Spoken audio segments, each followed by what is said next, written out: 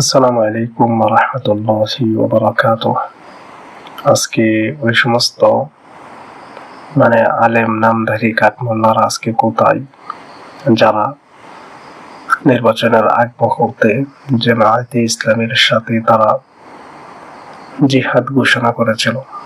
তারা অন্য একটি রাজনৈতিক দলের সাথে তাদের নিজেদের সমর্থন ব্যক্ত করে তারা ইসলামিক দলগুলোর যে একটি জোট এবং জামায়াতে ইসলাম যেটা নেতৃত্বে ছিল তাদের বিরুদ্ধে তারা জিহাদ ঘোষণা করেছিল কোনো কোনো এলাকায়। আর আজকে আমরা দেখতে পেলাম যাদের সাথে তারা এক হয়ে ইসলামিক দলের বিরুদ্ধে জিহাদ ঘোষণা করেছে, আজকে ওই দলের একজন মহিলা সদস্য বলতেছে যে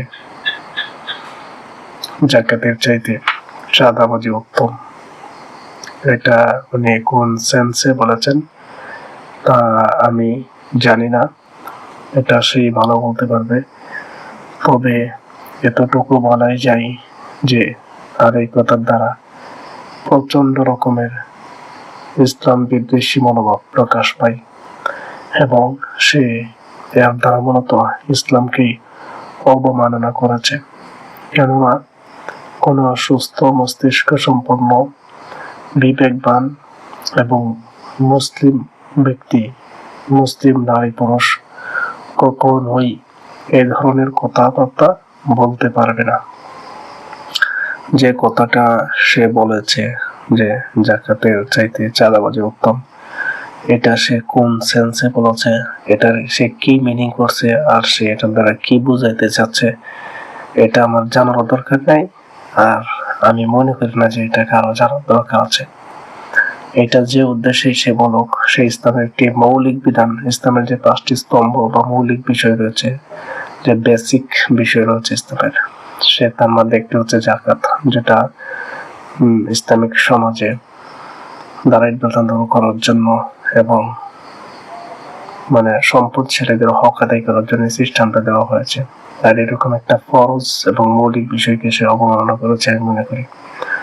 সুতরাং যে দলের বা যারা ওই মহিলা হোক না কেন, তাদের থেকে তাকে বহিষ্কার করা দরকার এবং তাকে সতর্ক করা দরকার যেন আগামীতে এই ধরনের কথাবার্তা না বলে। কার সাথে কি মিলিয়ে কথা বলতে হবে এটা যেন তারা মাথায় রাখে।